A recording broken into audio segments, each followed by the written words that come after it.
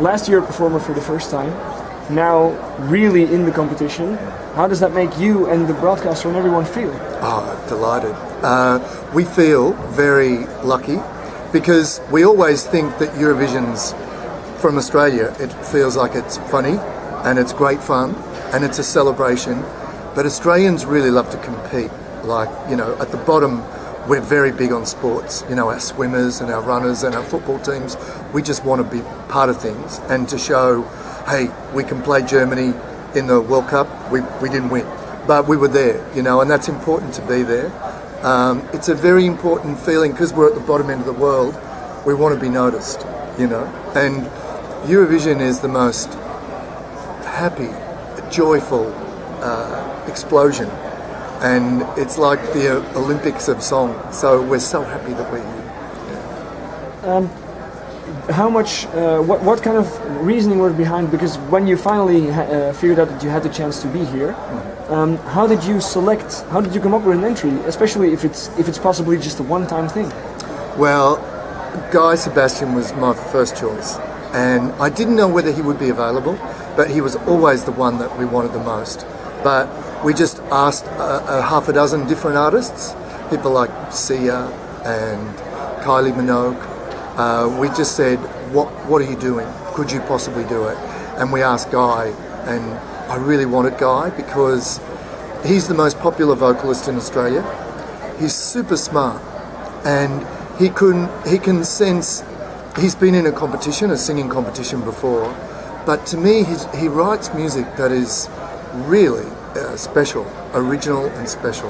And when he sings, I hear Al Green and I hear people like that, and I'm very proud of him. So I wanted to be able to bring him here. So I'm very proud that he agreed, and he wrote a song like on the last day before the deadline, because we fell into Eurovision. We really fell into Eurovision. It was like they said, all right, you can be in it, but you have to say now. And we went, okay, all right, we'll do it. And then I had to ask people. So it was February. So Sweden had already been practicing their song for months.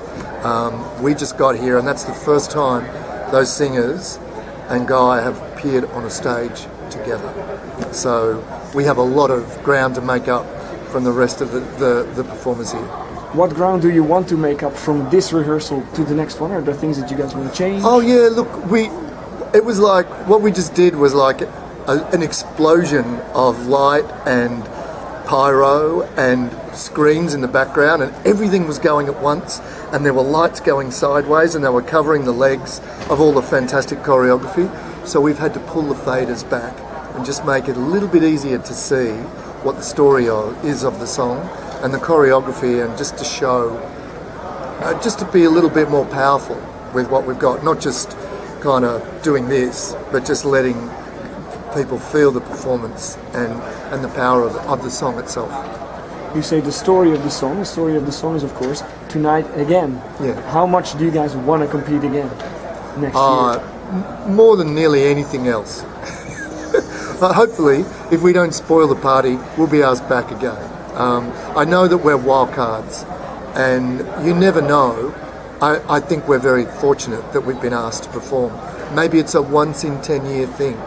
So for that reason, we'd love to win. You know, like we'd love to win, so that would keep us there for one more year.